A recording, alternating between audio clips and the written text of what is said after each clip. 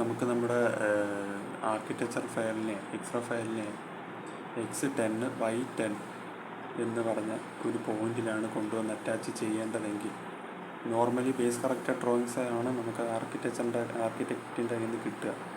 X0 Y0 Z0 ആയിരിക്കും. പക്ഷേ in case architectural file X10Y10 coordination കിട്ടാൻ വേണ്ടി ബാക്കിയുള്ള എല്ലാ ഡ്രോയിങ്സും നമ്മൾ ഒന്നിൽ നമുക്ക് ബേസ് കറക്റ്റ് ചെയ്യണം, 000 എത്തിക്കണം. ഇല്ലെന്നുണ്ടെങ്കിൽ അതിരിക്കണ X10Y10 ആ ഒരു പോയിന്റിൽ നമ്മൾ ഫയലിനെ കൊണ്ടുവന്ന് അറ്റാച്ച് ചെയ്യണം. അങ്ങനെ ആദ്യം ചെയ്യാൻ പോകുന്നതെന്ന് വെച്ചാൽ ഞാനിവിടുന്ന് പോളി ലൈൻ എടുത്തിട്ട് ഇവിടെ ഒറിജിൻ പോയിന്റിൻ്റെ അവിടെ ക്ലിക്ക് ചെയ്തിട്ട് ഓർത്തോ മോഡ് പ്രസ് ചെയ്തുകൊണ്ട് F8 അടിച്ച് ഓർത്തോ മോഡ് പ്രസ് ചെയ്തുകൊണ്ട് ഫസ്റ്റ് ഞാൻ 0,0 എൻ്റർ ചെയ്തു. 0,0 ഒറിജിൻ പോയിന്റ്. അതിനുശേഷം 10,0 അടിച്ചു. അപ്പോൾ X10 0. അതിനുശേഷം ഞാൻ മുകളിലോട്ട് 10,10 എന്ന് പറഞ്ഞ പോയിന്റ് ക്രിയേറ്റ് ചെയ്തു. അതിനുശേഷം വൈയിൽ കൊണ്ടുവന്ന് മുട്ടിക്കുകയാണ്. 0,10 കൊടുത്തു. പിന്നെ C എൻ്റർ. അപ്പോൾ ക്ലോസ് ആയിക്കോളും. ഈ ഒരു പോയിന്റിലോട്ടാണ് ഞാൻ എൻ്റെ ആർക്കിടെക്ചറൽ ഫയലിനെ കൊണ്ടുവന്ന് അറ്റാച്ച് ചെയ്യാൻ പോകുന്നത്. അതിന് വേറെ ഒന്നും ചെയ്യേണ്ട. XA എൻ്റർ അടിക്കുക. അപ്പോൾ നമ്മുടെ ആർക്കിടെക്ചറൽ ഫയലിൽ റെഫറൻസ് ഫയലിൽ എടുക്കാനുള്ള ഡയലോഗ് ബോക്സ് വരും. ആർക്കിടെക്ചറൽ XF ഓപ്പൺ കൊടുക്കുക. അതിൽ സ്പെസിഫൈ ഓൺ സ്ക്രീനിൻ്റെ താഴെ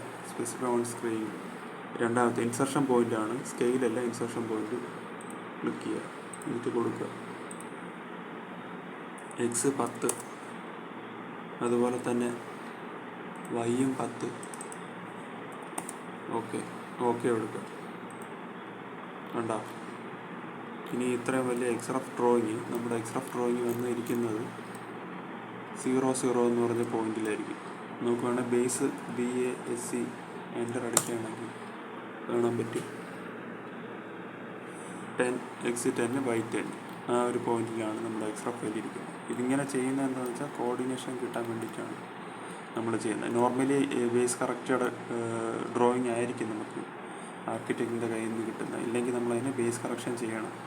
ദൂരെ ഏതെങ്കിലും, ഫോർ എക്സാമ്പിൾ ഞാൻ പറഞ്ഞുതരാം. എസ്കേപ്പ് അടിച്ചിട്ട് നമ്മുടെ ഫയൽ കിട്ടി. ഇങ്ങനെ ഒരു സ്ഥലത്താണ് നമ്മുടെ ഫയൽ ഇരിക്കുന്നതെങ്കിൽ അങ്ങനെ നമുക്ക് ചെയ്യാൻ പറ്റില്ല. കാരണം അത് ബേസ് കറക്റ്റഡ് ആയിരിക്കും. ഇപ്പം വേണമെങ്കിൽ ബേസ് അടിച്ച് BASC